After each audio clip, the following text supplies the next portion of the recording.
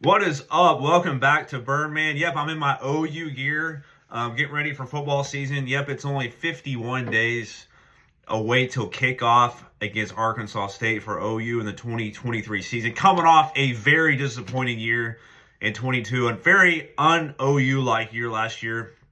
And all you haters, I know there's a lot of haters out there on OU. You were just loving life last year, right?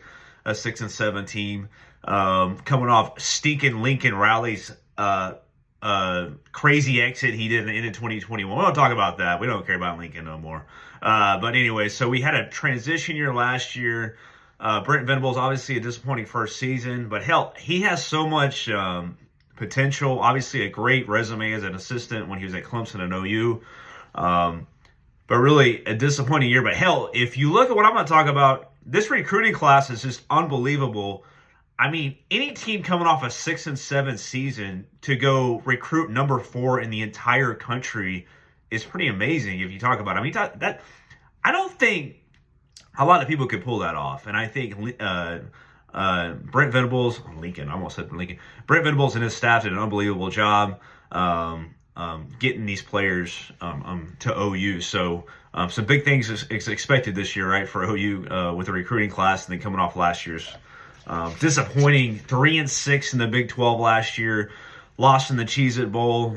Just really, really disappointing. If you start out 3-0, remember it was 3-0 and OU was like top 5 in the country, and then we just had like big 3-game slide, 1-2 more, and then we lost a couple more. That thrashing by UT I don't want to talk about, 49-0 last year. So really disappointing. But if you look at this 2023 recruiting class, you got I'm going to say his name right. Adamari, defense, number 9 player in the entire 23 class, defensive end, edge rusher. You got Jackson Arnold, the number 3 quarterback in the 2023 class, number 10 overall prospect out of Geyer, Texas.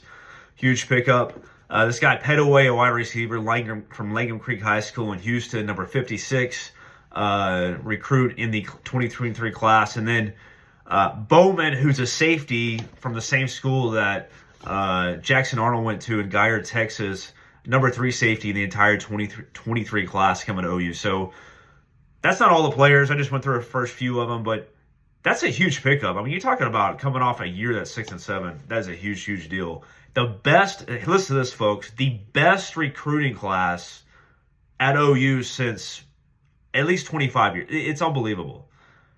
I don't even know when the last, you go back, it's literally the best recruiting class even before the Bob Stoops era. It's just amazing to me, right?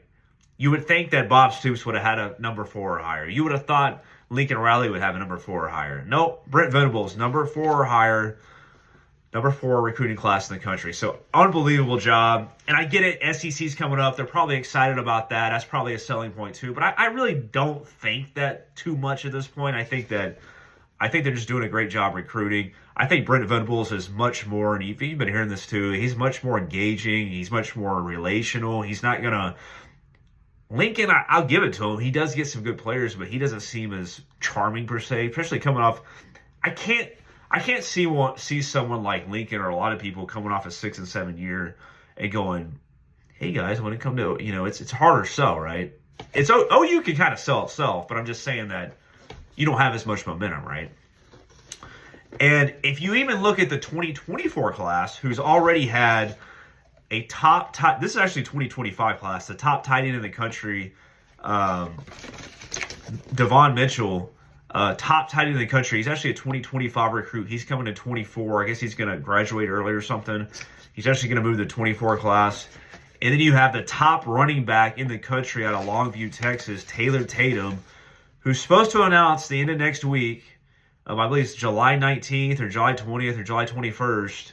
Between, you name it, you guessed it, OU and USC.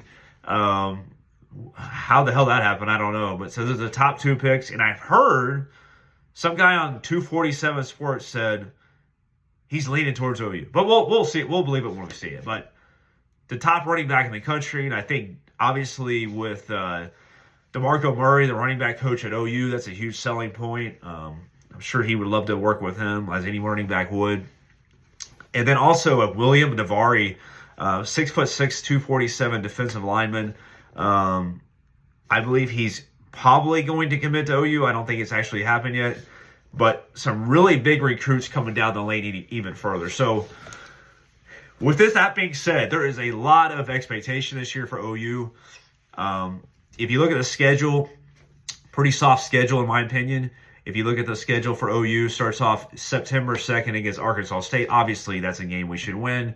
But even if you get through the Big 12 schedule, it looks pretty winnable for the most part. I'm not saying they're running the table, but they're going to have some very tough games. But I really, really believe they need to win at least 10 games. It's going to be a huge disappointment, in my opinion, if they don't win 10 games this year.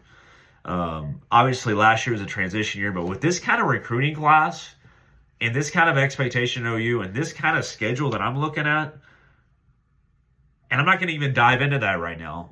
I'll probably dive into that a little bit on my next video, but this schedule looks pretty soft. So I expect big things this year from OU, a lot better than last year, but we'll see what happens. If you like this video, subscribe below. I will be doing more in-depth videos. OU 51 days to go till kickoff. Boomer sooner, baby. Thank you.